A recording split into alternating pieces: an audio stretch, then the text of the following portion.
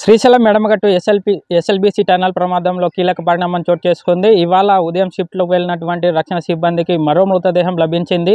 Conveyor బెల్ట్కు 50 మీటర్ల దూరంలో mini హిటాచీతో తవ్వకాలు చేపడుతున్న నేపథ్యంలో అక్కడ మరో మృతదేహం లభించడంతో సిబ్బంది అంతా కూడా ఆ మృతదేహాన్ని వెలికి తీసేందుకు తీవ్రంగా శ్రమిస్తున్నారు. ఏదైతే దాదాపు 32 రోజులుగా ఈ సహాయక చర్యలు చేపడుతున్నప్పటికీ ఆ ప్రాంతంలో ఇప్పటి వరకు ఒకరి మృతదేహం లభించగా మిగిలిన 7 మంది కోసం రక్షణ సహాయక చర్యలు చేపడుతున్నారు. అయితే ఈ నేపథ్యంలోనే ఈ మృతదేహం లభించడంతో అధికారులంతా కూడా ఆ మృతదేహాన్ని వెలికితీసి ఎవరిదాన్ని గుర్తించే ప్రయత్నంలో పడ్డారు.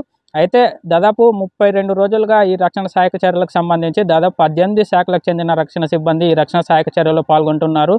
అయితే ఇప్పటి వరకు కూడా ఎలాంటి పురోగతి లభించకపోవడంతో నిన్నటి రోజున తెలంగాణ ముఖ్యమంత్రి సీఎం రేవంత్ రెడ్డితో సమావేశమై ఈ రక్షణ సహాయక చర్యలను ఏ విధంగా ముందుకు తీసుకువెళ్ళాలి లేదా మధ్యలోనే ఆపేయాలన్న అంశాలపై నిన్నటి రోజున ముఖ్యమంత్రి సీఎం రేవంత్ రెడ్డితో అధికారులంతా చర్చించిన నేపథ్యంలో ఇవాళ కీలక పరిణామం అయితే చోటు చేసుకుంది. ఏదైతే 7 కోసం ఇన్ని రోజులుగా గాలింపు చర్యలు చేపడుతున్నారో ఆ 7లో మరొక మృతదేహం లభించడంతో అధికారులంతా కూడా మరింత సహాయక చర్యలు మరింత వేగవంతం చేయడానికి ముమ్మర ప్రయత్నాలు అయితే చేపడుతున్నారు. ఇప్పటి వరకు అత్యాధునిక టెక్నాలజీ కలిగినటువంటి ఎన్జీఆర్ఎఫ్ బృందానికి సంబంధించినటువంటి జీపీఆర్ రాడార్లు, ఆక్వాఐ పరికరాలు, అదేవిధంగా కేరళకు చెందినటువంటి క్యాడవర్ డాగ్స్ను రంగంలోకి దించి రక్షణ సహాయక చర్యలు చేపట్టారు.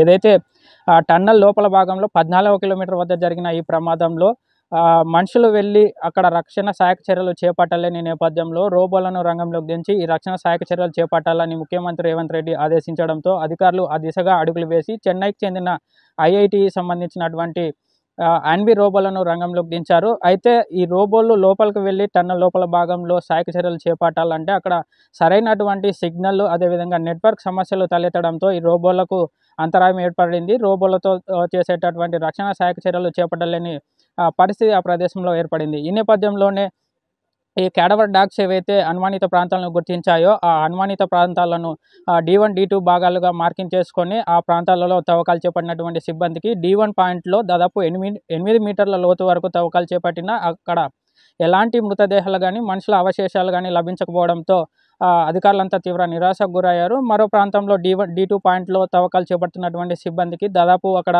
గంటకు 5,000 క్యూసెక్ల మేర ఊట నీరు వస్తుండడంతో ఆ ఊట నీరును తొలగించేందుకు తీవ్రంగా శ్రమించాల్సిన పరిస్థితి ఏర్పడుతుంది.